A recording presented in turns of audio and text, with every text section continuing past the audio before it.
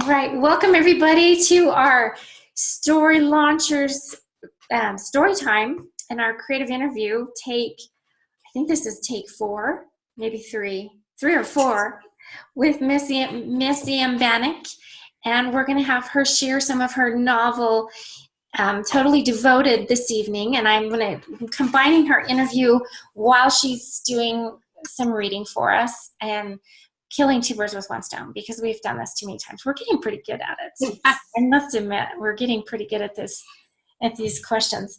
Tell us a little bit about yourself. What do you do, and where are you living? And Well, first of all, thanks for having me on your show, and I'm excited to be here.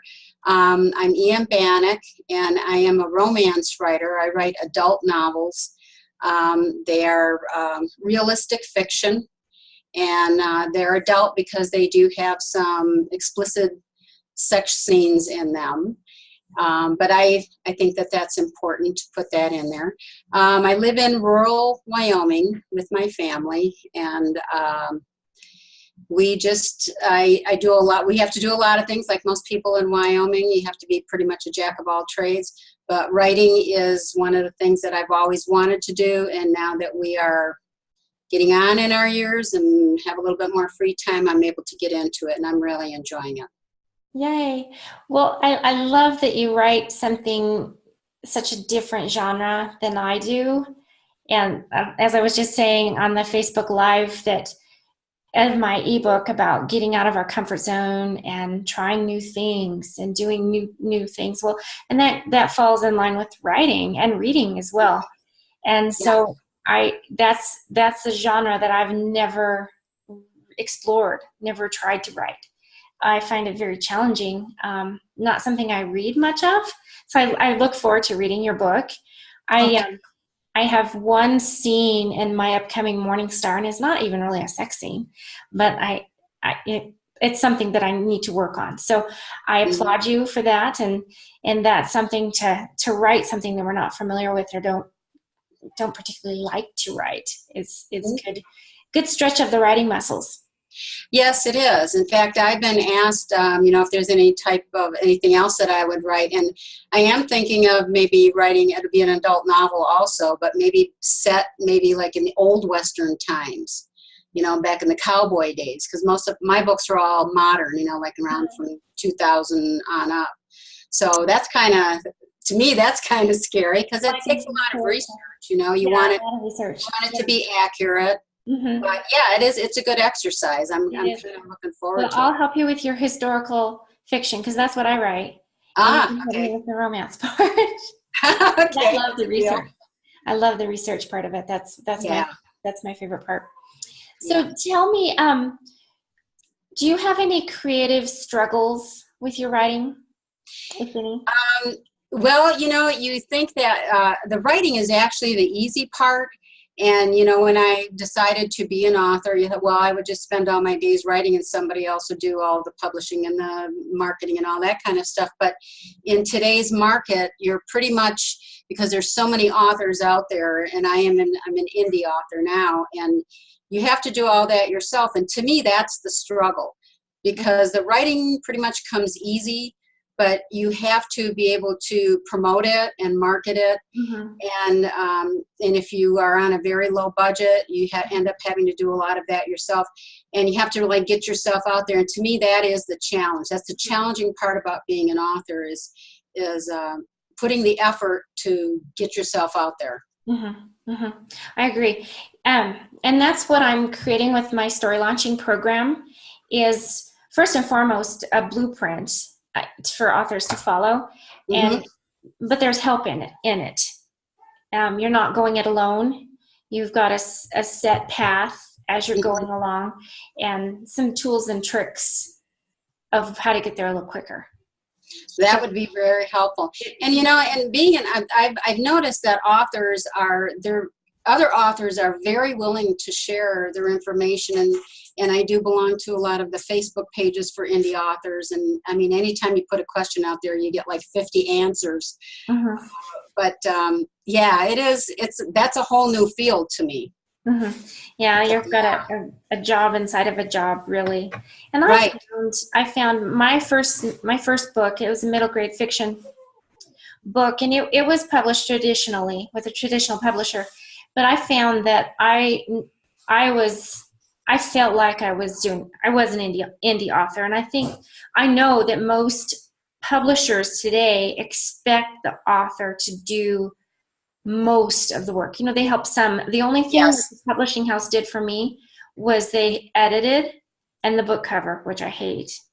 But then I'd already signed a contract and it was out of my hands, so I didn't have any say at that point. But I had to do all the promoting. Yeah, and that's kind of, I found that too, because my Totally Devoted, actually, I self-published it first, and then about a year or two later, I did get picked up by Five Prince Publishing, and that was pretty much the same thing, except I love the cover they gave me. Yeah. But yeah, they did the editing, and they did everything, the formatting and getting it out there, the distribution and all that. But the promoting is up to me. Mm-hmm. Yeah. So Which is frustrating because you're not only writing the book, doing all the work, and then you have to give somebody, I don't know, mine was 80% of of the royalties. yeah, you don't make much royalties when you go You with don't a make publisher. much when you get a publisher involved, which is sad, but that's the way it works. Yeah, yeah. Well, that's why my second book, Zoe's Place, I am doing at totally indie publishing. Mm-hmm. So I'll have control of that. Good deal. Good deal. So, what keeps you motivated with your writing and your creativity? Do you have any little tricks or tools up your sleeve? Um, I'm doing a Ricola because there's lots of I hang out with a lot of kids at the elementary school, and I might be getting sick, so I'm Oh no. trying to keep myself from coughing here during the interview. Little tricks. Yeah, write in a quiet room. Yeah, no distractions. Yeah, that's why I do most of my writing at night when everybody's, my husband's either watching TV or in bed or something. And I like to do it like an outline, because I have the idea for the story in my head, and I do the outline, and then I just kind of fill in the blanks with it, because you want to make sure that you get from point A to point B, and so you label point A and point B, and then anything can change in between. Yeah, and it does. Isn't that funny how it just kind of takes on Hmm. like life? Yeah. Yeah. So tricks, no, not really. But other than that, just kind of organization, Yeah. I think, is probably helpful. That's good. That's good to hear. I'm a pantser. I just fly by the seat of my pants. I have an idea in my head and I just write. And then when I'm doing research, it's so easy to get distracted and go down Hmm. a rabbit trail. Right. You get lost, or you get hung up on a tangent and Yeah. go Yeah. for it. But, Very. How did you find and discover your passion for writing? well, my dad was a very good storyteller. Back when I was young, we didn't have the internet and all that kind of stuff. And when we were really, really little, he would, we'd all jump in bed with Daddy in the morning, and he used to tell us stories, and he had a tremendous imagination, and I think I got that from him. So, I've always liked writing. I used to write a diary when I was younger, and that kind of stopped when I was in high school, and my mother read my diary and found out what I was doing with my boyfriend. So I kind of kept everything private for a while and didn't Well, write. yeah, you were probably writing erotica then in your diary, I right? may have been. I don't know. It may have been the start of it. But, I didn't write for a long time. I did write some poetry after that a little bit. But I don't know. When I decided to quit my real job that made money, and I just had the time for it, and it just came out. Mhm. So I don't know. I think I was meant to be an author. Right. Yeah. And I write, even though I can't make a living on it yet. There's so many authors out there. You almost have to be a Diana Gabaldon to make the money in it. But I enjoy it so much, I don't think I'll ever quit. Yeah. It's very gratifying. Hmm. It's gratifying. A lonely line of work, but very gratifying. I agree. Yeah, but and you probably know this too. You even run into one person that has read your book or something, and the way they, and they tell you how much they like it and everything. And there's no feeling that can compare to that. You've something, an idea that you came up with in your words, and it's almost like you out there. Your books are almost like your children. And when somebody enjoys it and you can give that happiness to somebody, it really makes you feel good. Yeah, it does. It does. It's a huge compliment when somebody's appreciative of your work. It is. And although it goes both ways, when somebody critiques it and doesn't have very many nice things to say, you get thick skin really quickly. Yeah, you kind of have to. Yeah, you have to let that roll off your back. Yeah, you do. Sometimes you do, like when you're giving your beta readers, you want them to give you the criticism and that type of thing. You do need to be able to handle and work with that. For sure. Absolutely. What message do you have for new and upcoming aspiring authors and writers? I would say it's hard work. You got to be in for the long haul. Don't expect to make a lot of money on it. Don't expect to make any money on it, actually, for a long, long time. If you enjoy it, do it. I would say networking is really important. You do need to get yourself out there, get on any kind of social media you can, make friends with other authors. And like I said, they're really friendly, and most authors are very willing to be friends of yours on Facebook and that type of thing. So just learn from other authors. There's so much information out there. And if you have good ideas for stories, write them. Just write them. Very good. Do you keep a little book handy in your purse or by your bed and you have an idea for a story? Do you keep little notes? No, because believe it or not, I get a lot of my inspiration when I'm in the shower. Okay, yeah, a wet book. Yeah, you can't really do much there, but I think about it, and I'm one of these people that I have to think about it for a long time. So I might have, and there are times when I'll just like write a phrase down or something like that. I've done that, but it's not usual. I usually get most of my ideas while I am writing. I'll be in the middle of writing something and then, oh yeah, I should do it this way, or maybe this should happen, or it'd be better that way. It's, other than the outline, nothing is really planned in advance. Very good. Inspiring me to outline. I might pick your brain on outlining because I want to do a whole module in my upcoming program on outlining. I'm not an outliner. I'm a pantser. Well, see, in my previous life, I was a computer programmer. Okay. And computer programs, you actually do, they call flow charts. Yeah. You have to do, okay, the program's going to do this, this, and this. So I kind of developed that for the book. It's got to do this, and that. So it kind of fits in. It's all kind of practical. Huh. That makes sense. Mm-hmm. All right. That's just not how my creative brain works. Everybody's is different. It is. Everybody's different. Everybody has their own. And there's no right way or wrong way, which I love. Yeah. I had mentioned Diana Gabaldon. She's actually my favorite author, and I've watched a lot of her videos and read a lot about her and her writing techniques and everything. And she actually writes scenes that have nothing, she doesn't really do an outline. She does scenes, and then she groups the scenes together. So there really is no right answer. It's whatever works for you. Very cool. Amen.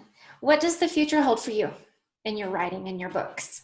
Well, I have some things in the near future. The audiobook of Totally Devoted should be out in April.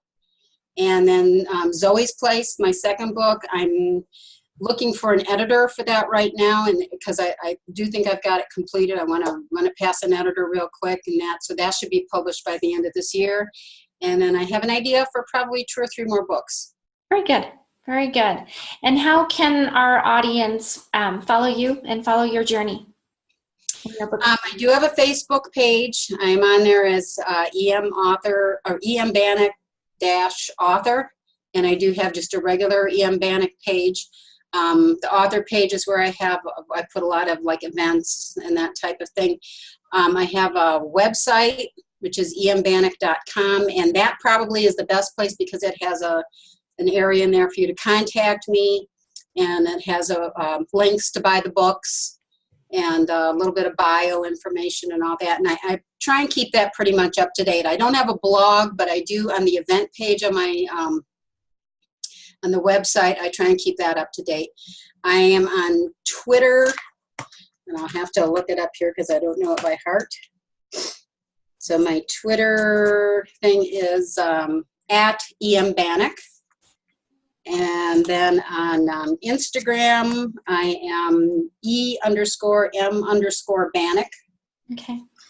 And I'll share. You've sent me all these, and I'll post them below in the comment section of the video. Okay. And I do promise if you contact me, I will contact you. Okay. Wonderful. Excellent. Well, when I get things rolling and when I get to the aligning phase of the modules, I'd definitely love to pick your brain and have your input on that. I'd be happy to do that. If you want to jump on and join in this beta program, creating this program, and I'm basically launching my Morning Star novel, and as I'm doing it, people can kind of follow along with the modules, and we're basically creating books and the whole process as a group. So if you care to jump in on your next projects, and it's going to be pretty fast. Right now, today I have 10 modules. There may be more, so maybe 12 weeks. Okay. And I say weeks lightly because, it's summertime, and it's a busy time of year to do something like this. But like I said, in my post-appointment, I did them intentionally because if it was the dead of winter, I couldn't handle working with too many people. I only want a small, cozy little group. And hopefully, sort of local, and then we can get together and bounce ideas, or even get together in a group on Facebook if we figure out how to do it. Yeah, that would be fun. I do, and I enjoy talking. I have a friend that's a screenplay writer, and even though she's not an author, but she is into the writing area there, and I just love talking with her. We have great conversations about how we pick the names for our characters and things like that. Yeah.